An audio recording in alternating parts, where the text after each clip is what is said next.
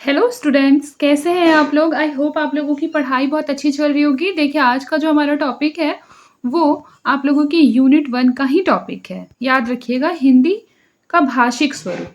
तो चलिए आइए शुरू करते हैं। देखिए, एक चीज याद रखिएगा कि प्रत्येक भाषा का एक अपना ही भाषिक स्वरूप होता है जो व्याकरणिक होता है। भाषा के शुद्ध रूप का ज्ञान हम उसके व्याकरण का अध्ययन करने के बाद ही कर सकते हैं। हिंदी भाषा के स्वरूप को समझने के लिए उसकी स्वनिम व्यवस्था, उसका वर्गीकरण, शब्द रचना, रूप व वाक्य भेद आदि का अध्ययन उसके लिए आवश्यक है। अब आइए जानते हैं हिंदी की स्वनिम व्यवस्था क्या होती है। तो किसी भी भाषा की मूलभूत इकाई क्या कहलाती है? स्वनिम कहलाती है। इसे याद रखिएगा, किसी भाषा की मूलभूत इकाई को स्वनिम कहते हैं। स्वनिम शब्द स्वन से बना है। स्वन का अर्थ होता है वाक ध्वनि। स्वन का क्या अर्थ होता है? वाक ध्वनि। नोट डाउन करते जाएंगे। फिर देखिए, लिखा है भाषा विशेष के प्रयोग करने पर यह वाक ध्वनि अर्थभेदक होकर स्वनिम कहलाती है। स्वन या ध्वनि भाषा की लघुत्तम इकाई मानी जाती है। याद रखिएगा, जो स्वन होता है, स्वन, उसे क्या कहते हैं? ध्वनि। वह क्या है? भाषा की एक लघुत्तम इकाई है। स्वनिम की विभिन्न वैज्ञानिकों के द्वारा विभिन्न परिभाषाएं दी गई है। एक एक करके पढ़ते हैं। सबसे पहले पढ़ेंगे भोलानाथ तिवारी का। तो देखिए, डॉक्टर भोलानाथ के अनुसार जो स्वनिम है किसी भी भाषा की वह अर्थभेदक ध्वन्यात्मक इकाई है जो भौतिक यथार्थ न होकर एक मानसिक यथार्थ होती है तथा जिससे एक से अधिक उपसर्ग होते हैं। जिसमें क्या होते हैं? एक से अधिक उपसर्ग होते हैं। आप लोगों को पता होना चाहिए, उपसर्ग वह होते हैं जिसे कि किसी भी शब्द के पहले लगाया जाता है। फिर है जो कि ध्वन्यात्मक दृष्टि से मिलते जुलते हैं, अर्थभेदक में असमर्थ एवं आपस में मुक्त रूप से विरक्त होते हैं, उसे क्या कहते हैं? स्वनिम कहते हैं। फिर देखिए, डॉक्टर तिलक के अनुसार क्या है। तो डॉक्टर तिलक के अनुसार भाषा विशेष के उच्चारित पक्ष की विषम ध्वनिक अर्थभेदक तत्व ही स्वनिम है। देखिए, मतलब आप समझ रहे होंगे कि किसी भी भाषा के, ठीक है, किसी भी भाषा, मान लीजिए कि हम किसी भी भाषा का जब उच्चारण कर रहे हैं तो कहीं ना कहीं उसमें क्या होगा? एक अर्थभेदक तत्व जो है वो मौजूद होगा। तो उसी अर्थभेदक तत्व की इकाई को ही क्या बोलते हैं? स्वनिम बोलते हैं। मतलब स्वनिम बेसिकली एक बहुत ही छोटा रूप है। फिर देखिए, डेनियल जोन्स के अनुसार स्वनिम मिलती जुलती ध्वनियों का परिवार है। ध्वनियों का परिवार है, मिलती जुलती ध्वनियों का एक परिवार है। जब हम कभी भी उच्चारण करते हैं किसी भी भाषा का, बोली का, तो क्या होता है? कहीं ना कहीं एक ध्वनि जो होती है वो हमारे कर्ण में सुनाई पड़ती है। तो यही बोल रहा है कि इस ध्वनि की जो एक लघुत्तम इकाई होगी, सबसे मिनिमम, उसे क्या बोलेंगे? स्वनिम बोलेंगे। फिर है ब्रागार और ट्रैगर के अनुसार ध्वनि सामान्य ध्वनियों का समूह है जो किसी भाषा विशेष की उसी प्रकार के अन्य समूहों से व्यतिरेकी भिन्न होता है। अब देखिए, स्वनिम व्यवस्था के प्रकार। तो स्वनिम व्यवस्था दो प्रकार की होती है, एक खंड ध्वनियां और दूसरा खंडियेतर ध्वनियां। खंडियेतर का मतलब खंड के इतर, इतर मतलब अलावा। इतर मतलब क्या होता है? अलावा। मतलब खंड के अलावा जो बच गया वो किस में आ जाएगा? खंडियेतर ध्वनियों में आ जाएगा। इन ध्वनियों का संक्षिप्त वर्णन इस प्रकार से है। सबसे पहले खंड ध्वनियां। खंड ध्वनियां दो प्रकार की ध्वनि होती है। कितने प्रकार की होती है? दो प्रकार की। पहला हो जाएगा स्वर और दूसरा हो जाएगा व्यंजन। याद रखिएगा, खंड ध्वनियां जो है वो दो प्रकार की होती है। पहला हो जाएगा स्वर, दूसरा हो जाएगा व्यंजन। जिनका उच्चारण जो है वो बिना किसी सहायता के हो जाता है, उसे क्या कहते हैं? स्वर कहते हैं। और व्यंजन किसे कहते हैं? वह वर्ण जिसके उच्चारण के लिए हमें स्वरों की सहायता लेनी पड़ती है, उसे बोलते हैं व्यंजन। ठीक है, इसे भी याद रखिएगा। हिंदी में जो स्वर है वो 11 है। अ, आ, ई, बड़ा ई, उ, बड़ा उ, री, ए, ओ, औ। ठीक है, ये 11 स्वर हैं। फिर देखिए, लिखा है व्यंजन स्वरों की सहायता से बोले जाते हैं। मुख्य रूप से हिंदी में व्यंजन 33 होते हैं। दो अतिरिक्त व्यंजन कौन से होते हैं बताइए? एक होता है ड और एक होता है ढ। और 4 संयुक्त व्यंजन होते हैं, छ, त्र, ज्ञ और श्र। याद रखिएगा, क वर्ण के मतलब क वर्ग के अंतर्गत कौन आता है? क, ख, ग, घ, अंग। ट वर्ग के अंतर्गत, उसके बाद च वर्ग है, फिर उसके बाद ट वर्ग है, फिर त वर्ग है, फिर प वर्ग है। ठीक है, 4 अंतस्थ व्यंजन में आ जाएगा य, र, ल, व। और उष्म व्यंजन में शलजम वाला श आएगा और श, और तीनों तरीके के जो श होते हैं वो आएंगे। जिसमें कि होता है मूर्धन्य स, जो कि ये जो है ये मूर्धन्य श है, याद रखिएगा ये मूर्धन्य श है, ये है दंत्य श, कौन सा श है, दंत्य श, और ये जो है श, ये है तालव्य श, ये कौन सा है, तालव्य श। इस प्रकार तीनों श का नाम भी याद रखेंगे और उसके अलावा ह, ये तीनों श और ह को ऊष्म व्यंजन क्यों कहा जाता है, मैंने आपको एक बार पढ़ाया भी है हिंदी ग्रामर की जो आपकी क्लास हुई है, प्लेलिस्ट में जाकर देखिएगा। हालांकि वो मैंने CGPCS के लिए पढ़ाया था, लेकिन हिंदी ग्रामर की उस लेवल की उसमें क्लास हुई है कि वो आपके सारे एग्जाम के लिए बहुत इंपॉर्टेंट है। तो उसमें बेसिकली मैंने ये चीज पढ़ाया है कि ऊष्म व्यंजन वह व्यंजन होता है जिसके उच्चारण से कहीं ना कहीं हमारी अंतर्गुहा या मुख से जो होती है वो ऊष्मा निकलती है, उसे बोलते हैं ऊष्म व्यंजन। जैसे कि आप अगर उच्चारण करें मेरे साथ इसे सुनते हुए, श, श और स, तो आप देखते होंगे कि आपके मुख से एक ऊष्मा निकल रही है। अब देखिए लिखा है खंडियतर ध्वनियां, ध्वनियों के साथ कुछ ऐसे तत्व होते हैं जिन्हें ध्वनियों से अलग नहीं किया जा सकता, परंतु ये स्वयं ध्वनि नहीं होते। इन्हें खंडियतर ध्वनियां या ध्वनि गुण कहा जाता है। ध्वनि गुण निम्नलिखित रूप से होते हैं। देखिए सबसे पहला हो जाएगा मात्रा, किसी ध्वनि के उच्चारण में लगा समय ध्वनि की मात्रा कहलाता है। फिर देखिए लिखा है मात्रा के आधार पर ही स्वर हर्ष या दीर्घ होते हैं। मात्राओं के अर्धभेदक होने पर ध्वनि स्वनिमिक होती है। स्वरों के मात्रा भेद के उदाहरण कौन कौन से हैं, बल और बाल, दीन और दीन, कुल, कुल, जन और जान, ये स्वरों के मात्रा भेद के उदाहरण हैं। जैसे देखिए बल में केवल एक स्वर का जो मात्रा है वो बदल देने से वो बाल हो जाएगा, और बल और बाल में क्या अंतर है, बाल यानी वही हमारा हेयर और बल यानी होता है फोर्स। अब देखिए दिन और दिन में क्या अंतर होता है, जैसे ये हमारा दिन है, दिन मतलब होता है डे, ठीक है, जिसे आप कहते हैं ना मंडे ट्यूसडे, वो क्या हो गया, डे हो गया, दिन हो गया। और दीन क्या होता है, दीन होता है दुखी, दुखियारी, गरीब, ये सब क्या होते हैं, दीन होते हैं।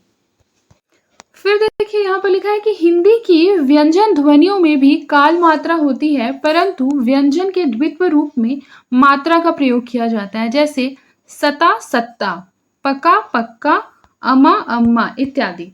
फिर देखिए बलाघात, जब किसी भी ध्वनि पर उच्चारण करते समय विशेष रूप से बल दिया जाए तो उसे बलाघात कहते हैं, ठीक है। जैसे मान लीजिए कि कभी कभी आप लोगों ने देखा होगा, जैसे पक्का, कहीं ना कहीं क्या कर रहे हैं हम, उस पर विशेष रूप से बल दे रहे हैं, पक्का, तो ये क्या हो जा रहा है, बलाघात कहला रहा है। देखिए डॉक्टर बाबूराम सक्सेना के अनुसार किसी विशेष ध्वनि पर वाक्य अथवा पद की अन्य ध्वनियों की अपेक्षा उच्चारण में अधिक प्राण शक्ति लगाना क्या कहलाता है, बलाघात कहलाता है। इंपॉर्टेंट है, लिख लीजिए। अब देखिए लिखा है सूर ध्वनि को उत्पन्न करने वाली कंपन आवृत्ति सूर का प्रमुख कारण होती है। इसके आधार पर ही इसे उच्च या निम्न किया जा सकता है। सूर के 3 भेद होते हैं, उच्च, निम्न और सम। उच्च में सूर क्या होता है, ऊपर चढ़ जाता है, निम्न में जो है वो नीचे आ जाता है, और सम में बराबर रहता है, ये तो हम सबको पता है। फिर देखिए आगे बढ़ते हैं, अनुनासिकता के बारे में क्या लिखा है। देखिए अनुनासिकता, अनुनासिक को स्वर गुण के रूप में जाना जाता है। यह अर्थभेदक इकाई है, जैसे कि मांग का मांग, सांस का सांस, संवार का संवार इत्यादि। फिर उसके बाद देखिए संगम या संहिता किन्हीं भी दो भाषिक इकाइयों के बीच कुछ समय के लिए रुकने पर उस अनुच्चरित समय का सीमांकन संगम या संहिता कहलाता है। जैसे कि खा प्लस या, यानी कि खाया। तो आप जानिए कि इस तरीके से जो हो रहा है ये संगम या संहिता बन रहा है, ठीक है, इसे क्या कहते हैं, संगम या संहिता। जबकि दो भाषिक इकाइयों के बीच कुछ समय के लिए रुकने पर अनुच्चरित समय का सीमांकन क्या कहलाता है, संगम या संहिता कहलाता है, याद रखिएगा। यदि उपयुक्त संगम या संहिता न हो तो अभिप्सित अर्थ से परे अर्थ मिलने की जो है वो संभावनाएं बढ़ जाती है। फिर देखिए लिखा है हिंदी ध्वनियों के वर्गीकरण का क्या आधार है। तो हिंदी ध्वनियों में स्वर तथा व्यंजन दोनों ही आते हैं। जैसा कि हम सबको पता है, स्वतंत्र रूप से बोले जाने वाले वर्ण स्वर कहलाते हैं और स्वरों की सहायता से बोले जाने वाले वर्ण व्यंजन कहलाते हैं। हिंदी ध्वनियों का वर्गीकरण 2 आधारों पर किया जाता है। पहला हो जाएगा स्वर के आधार पर और दूसरा हो जाएगा व्यंजन के आधार पर। देखिए लिखा है स्वर के आधार पर वर्गीकरण। तो स्वरों का जो वर्गीकरण है निम्नलिखित आधारों पर किया जाता है। पहला हो जाएगा जिह्वा के उत्पादित जिह्वा के उत्थापित यानी कि ऊपर उठना। उत्थापित का मतलब क्या होता है? ऊपर उठना। जब जिह्वा जो है वो ऊपर की ओर उठेगी, उसके अनुसार कितने इसके भेद होते हैं? 3 भेद होते हैं। जिह्वा के उत्थापित भाग के अनुसार स्वरों के 3 भेद होते हैं। पहला हो जाएगा अग्र स्वर, फिर हो जाएगा मध्य स्वर, फिर हो जाएगा पश्च स्वर। देखिए, अग्र स्वर जिह्वा के अग्र भाग को उठाकर जिन स्वरों का उच्चारण होता है उसे अग्र स्वर कहलाते हैं, जैसे ई, बड़ी ई, ए और ए। ये क्या हो जाएगा? अग्र स्वर हो जाएगा। मध्य स्वर यानी जिन स्वरों के उच्चारण में जिह्वा का जो मध्य भाग है वह कार्य करेगा उसे बोलते हैं मध्य स्वर। तो ये हो जाएगा अ। आप अ बोल के देखेंगे तो कहीं ना कहीं जो मुख का जो बेसिकली जिह्वा का जो मध्य भाग है वह कार्य करता है। उसके बाद देखिए लिखा है पश्च स्वर। जिह्वा के पश्च यानी पीछे के भाग को उठाकर जिन स्वरों का उच्चारण होता है पश्च स्वर कहलाते हैं, जैसे ऊ, बड़ा ऊ, ओ, औ, आ इत्यादि। जिह्वा की ऊंचाई के अनुसार तो निःश्वास वायु जब मुख विवर से बाहर निकलती है तो उसमें अवरोध नहीं होता, किंतु जिह्वा को ऊपर उठाकर निःश्वास के निर्गम मार्ग को कुछ संकीर्ण अवश्य कर दिया जाता है। यह जो संकीर्णता है कहीं अपेक्षाकृत कम तो कहीं अधिक होती है। इस दृष्टि से मुख विवर की जो स्थिति है वो 4 प्रकार की होती है। कितने प्रकार की होती है? 4 प्रकार की होती है। पहला हो जाएगा संवृत स्वर। पहला क्या हो जाएगा? संवृत स्वर। जिन स्वरों के उच्चारण में मुख द्वार लगभग बंद रहता है उसे बोलते हैं संवृत स्वर। संवृत का अर्थ ही होता है बंद। संवृत का क्या अर्थ होता है? बंद।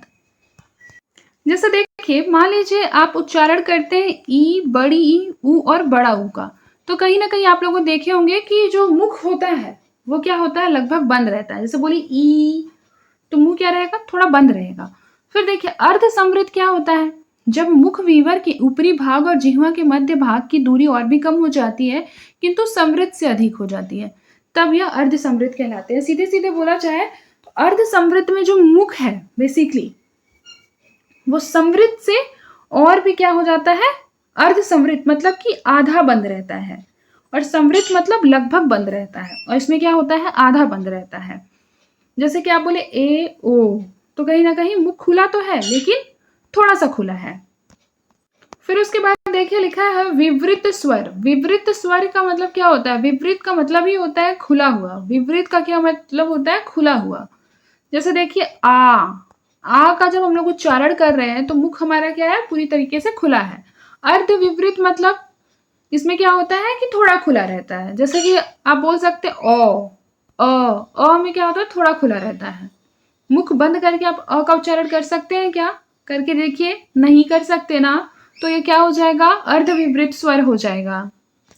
फिर देखिए लिखा है ओष्ठों की स्थिति के अनुसार, तो उच्चारण में ओष्ठों का विशेष महत्व होता है। निःश्वास का नियमन जिह्वा करती है और बाहर ओष्ठ। इसी कारण स्वर के उच्चारण में जिह्वा के साथ ओष्ठ का भी योगदान होता है। ओष्ठों की स्थिति के प्रमुख प्रकार निम्नलिखित है। पहला है अवृतमुखी। अवृतमुखी मतलब जिन स्वरों के उच्चारण में होठ जो है वो वृत्तमुखी या गोलाकार नहीं होते उसे बोलते हैं अवृतमुखी। जैसे अ, आ, ई, बड़ी ई, ए और ए, इसको क्या बोलते हैं? अवृतमुखी। इसके जब आप उच्चारण करेंगे तो हमारे जो होठ है वो गोलाकार नहीं होते। जैसे अ गोलाकार हुए क्या होठ? नहीं। लेकिन मान लीजिए अब आप लोग ओ का उच्चारण कीजिए, ओ, तो आपका होठ क्या हो जाएगा? गोल बन जाएगा। तो ये क्या हो जाएगा? वृत्तमुखी हो जाएगा। जिसमें कि गोलाकार बनेगा या वृत्तमुखी होगा उसको बोलते हैं वृत्तमुखी स्वर। अब देखिए मात्रा के आधार पर, तो मात्रा के आधार पर स्वरों का जो वर्गीकरण है 3 आधारों पर किया जाता है। पहला हर्ष स्वर। हर्ष स्वर क्या होता है? जब स्वरों के उच्चारण में कम समय लगता है तो उसे बोलते हैं हर्ष स्वर। क्या बोलते हैं? हर्ष स्वर।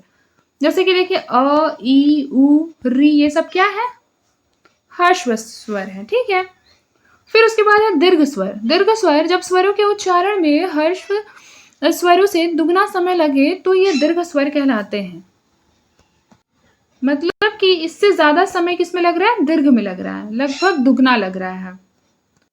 फिर उसके बाद देखिए प्लूत स्वर। प्लूत स्वर वे स्वर जिनके उच्चारण में दीर्घ स्वर से भी अधिक समय लगता है उसे बोलते हैं प्लूत स्वर। यानी सबसे ज्यादा समय किसमें लगता है? प्लूत स्वर में। तो वे प्लूत स्वर कहलाते हैं। प्लूत स्वर का उच्चारण ये देख लीजिए, एस तरीके से जो है इसको डिनोट करते हैं और इसको क्या बोलते हैं, किस तरीके से उच्चारण करते हैं, आप मुझे कमेंट बॉक्स में बताएंगे। फिर देखिए स्वर तंत्रिका की स्थिति के आधार पर, स्वर तंत्रिका की स्थिति के आधार पर देखिए, स्वर तंत्रिका की स्थिति के आधार पर स्वरों को घोष अघोष के रूप में वर्गीकृत किया जाता है। सभी स्वर जो होते हैं वो घोष होते हैं, किंतु अघोष स्वर अपवाद के रूप में माने जाते हैं। एकदम अच्छे से याद रखिएगा, सभी जो स्वर होते हैं बेसिकली क्या होते हैं, घोष होते हैं। आइए देखते हैं व्यंजन के आधार पर वर्गीकरण। व्यंजनों के आधार पर वर्गीकरण में है कि उच्चारण स्थान के आधार पर व्यंजनों का वर्गीकरण। तो उच्चारण स्थान वह होता है जहां मुखविवर से निःश्वास वायु का अवरोध होता है। उच्चारण स्थान के आधार पर व्यंजनों के निम्नलिखित भेद होते हैं। ओष्ठ्य इन व्यंजनों का उच्चारण होठों से होता है, उसे बोलते हैं ओष्ठ्य व्यंजन। जैसे आप देख सकते हैं कि प वर्ग के जितने भी ये वर्ण हैं, जैसे मान लीजिए प, फ, ब, भ, म, इनका उच्चारण करेंगे तो आपके ये जो दोनों होठ है, मान लीजिए ये दोनों होठ जो है ये क्या होंगे, आपके बेसिकली एक दूसरे में टच होंगे। फिर देखिए ओष्ठ ध्वनि के दो भेद होते हैं, एक होता है दंत्योष्ठ और दूसरा होता है द्योष्ठ। दोनों में अंतर है, ठीक है। देखिए लिखा है दांत और होठों की सहायता से उच्चारित व्यंजन दंत्योष्ठ व्यंजन कहलाते हैं, जैसे व, तथा जब दोनों ओष्ठ एक दूसरे के संपर्क में आते हैं तो द्योष्ठ कहलाते हैं। याद रखिए दोनों होठ जब मिलेंगे तो उसको बोलते हैं द्योष्ठ व्यंजन। और दांत और होठ दोनों की सहायता से बेसिकली जो मतलब व्यंजन निकलती है उसे बोलते हैं हम बेसिकली क्या बोलते हैं, दंत्योष्ठ व्यंजन बोलते हैं, ठीक है। तो इस तरीके से आप बोल सकते हैं कि जो द्योष्ठ व्यंजन है वो प, फ, ब, भ, म है जिसमें दोनों होठ मिलते हैं, और दंत्योष्ठ व्यंजन जो है एक है व का उच्चारण आप करेंगे व, तो कहीं ना कहीं आपके जो दांत है वो होठ से आपके लगेंगे। एक बार आप बोल कर देख लीजिए, बोल के देखिए व। आई होप आपको क्लियर हो रहा होगा। अब देखिए लिखा है वर्त्य व्यंजन। तो इन व्यंजनों का उच्चारण जिह्वा की नोक के द्वारा वर्त्य को छूकर किया जाता है, जैसे न, ल, र, स तथा ज आदि वर्त्य व्यंजन है। फिर है तालव्य। इन व्यंजनों का उच्चारण कठोर तालु से स्पर्श होकर किया जाता है, जिसमें लिखा है च वर्ग के सभी व्यंजनों का उच्चारण। फिर है मूर्धन्य। इन व्यंजनों का उच्चारण जो है वो मूर्धन्य से किया जाता है, जैसे ट वर्ग के जो सभी व्यंजन है उसे बोलते हैं मूर्धन्य व्यंजन। फिर देखिए कंठ व्यंजन का उच्चारण कंठ से होता है, जिसमें कि क वर्ग के जो सभी वर्ण है वो आ जाएंगे। जैसे आप देख सकते हैं कि कोमल तालु भी कंठ को ही कहा जाता है।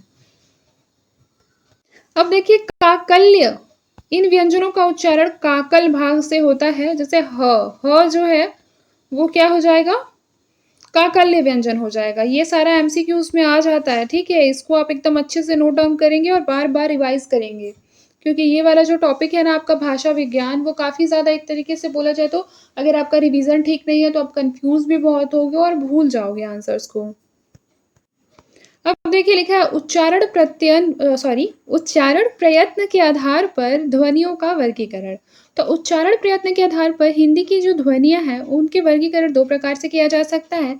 जैसा हो जाएगा बाह्यांतर और फिर हो जाएगा आभ्यंतर प्रयत्न। बाह्यांतर प्रयत्न को इस प्रकार से वर्गीकृत किया जा सकता है।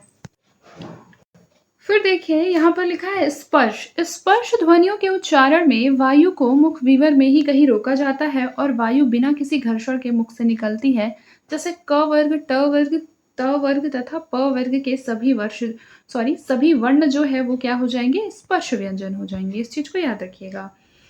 फिर देखिए स्पर्श संघर्षी व्यंजन। तो इन व्यंजनों के या ध्वनियों के उच्चारण में वायु जो है वो स्पर्श के साथ साथ कहीं ना कहीं हमारे मुख गुहा में घर्षण करती हुई मुख से निकलती है, जिसमें कि च, छ, ज, झ, यानी कि च वर्ग जो है, च वर्ग वह क्या है, स्पर्श संघर्षी व्यंजन है। और स्पर्श व्यंजन कौन कौन से हो जाते हैं, क्या मैंने पढ़ाया ऊपर, क वर्ग, ट वर्ग, त वर्ग और प वर्ग, ये जो है स्पर्श व्यंजन है और स्पर्श संघर्षी है च वर्ग।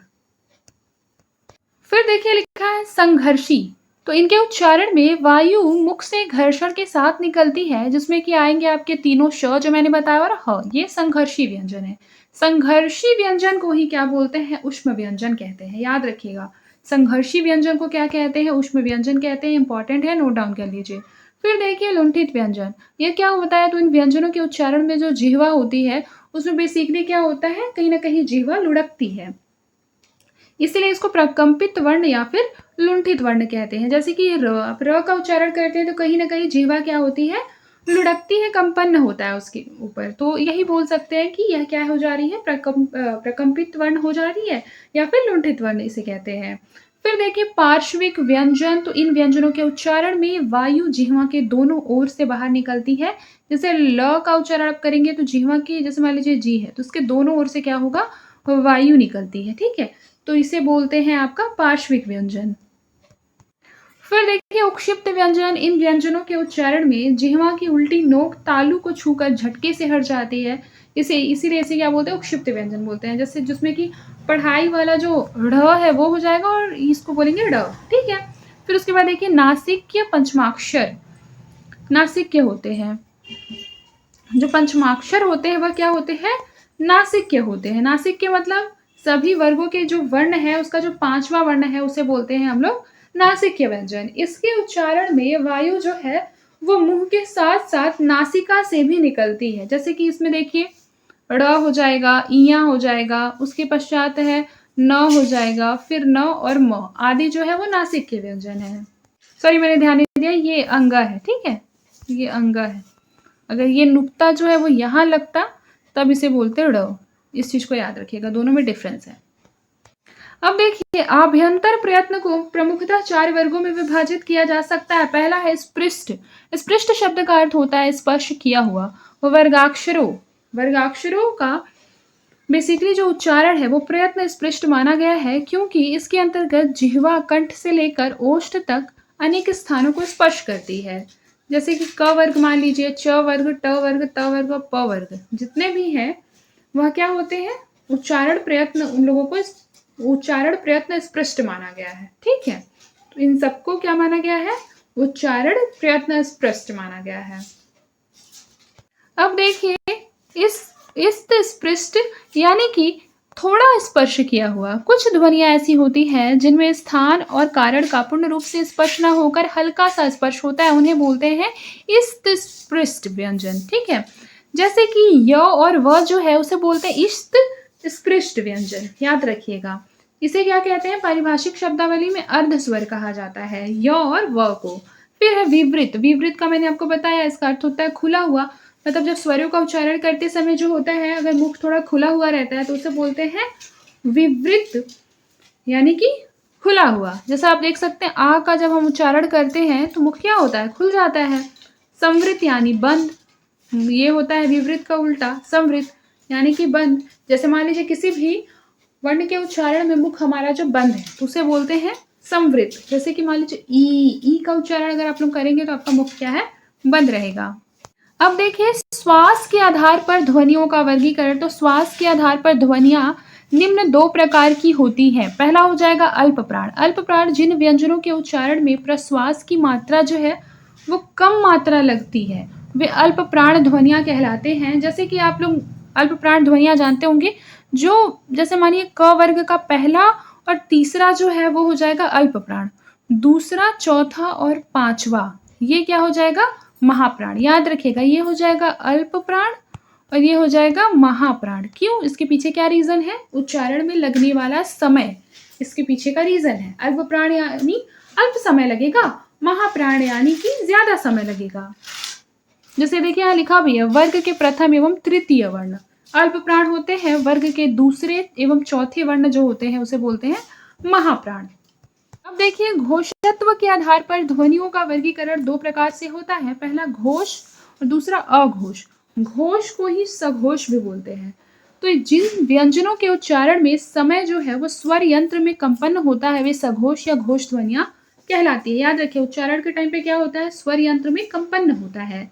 जैसे मान लीजिए कि आप लोग उच्चारण कर रहे हैं ग, तो कहीं ना कहीं आप लोग देख रहे होंगे कि एक गले में और एक जीभ में क्या हो रहा है? कंपन हो रहा है। तो यह क्या हो जाएगा? घोष या सघोष व्यंजन हो जाएगा। इस चीज को एकदम अच्छी तरह से याद कर लीजिएगा, ठीक है। इसमें बेसिकली क्या हो जाता है आपका, जो पहला और दूसरा इसको छोड़कर जो तीसरा, चौथा और पांचवा वर्ण है वह कहीं ना कहीं क्या हो जाता है? घोष या सघोष हो जाता है, मतलब उसमें कंपन होता है। जैसे आप यहाँ देख सकते हैं, यहाँ लिखा है ना ज, झ और इया, ये लास्ट का 3 है। यहाँ भी है ग, घ और अंग। उस तरीके से आप समझ सकते हैं। और पहला और दूसरा क्या हो जाएगा? जैसे क और ख क्या हो जाएगा? तो ये हो जाएगा अघोष। तो जिन व्यंजनों के उच्चारण में समय स्वर तंत्र में कंपन नहीं होता, क और ख बोलने में कहीं ना कहीं हमारे गले में आप देख रहे होंगे कंपन उतना नहीं हो रहा है, तो यह हो जाएगा अघोष। घोष मतलब आप कह सकते हैं उच्चारण या फिर घोषणा। घोषणा से भी आप समझ सकते हैं अगर आपको याद रखने में इजी हो रहा है तो। घोषणा करने के लिए क्या होता है? तेज तेज चिल्लाना पड़ता है। तो इसीलिए जब हम तेज तेज चिल्लाते हैं तो क्या होता है? हमारे गले में कंपन होता है। गले में कंपन होता है तो हम कह सकते हैं कि वह ध्वनि घोष है या सघोष है। सघोष यानी घोष के साथ सघोष। इस तरीके से आप अपने को समझाने के लिए आपको जैसे याद हो आप वैसे याद कर सकते हैं। मेरा काम है आपको हर तरीके से समझाना जिससे कि आपको बेटर वे में समझ में आए। और अघोष का मतलब भी मैंने आपको समझाया। तो आई होप आप लोगों को आज का क्लास जो है वो समझ में आया होगा। आप लोग अपने फ्रेंड लोगों के साथ मेरे सारे जो वीडियोस हैं वो शेयर कीजिए, देखिए, आपस में डिस्कस कीजिए, समझिए, लाइक कीजिए, शेयर कीजिए, सब्सक्राइब कीजिए, ताकि मैं और ज़्यादा अच्छे अच्छे कंटेंट ला सकूँ। ठीक है, आज के लिए बस इतना ही। मिलते हैं नेक्स्ट वीडियो में। तब तक के लिए अपना ख्याल रखिए और मन लगाकर पढ़ाई करते रहिए।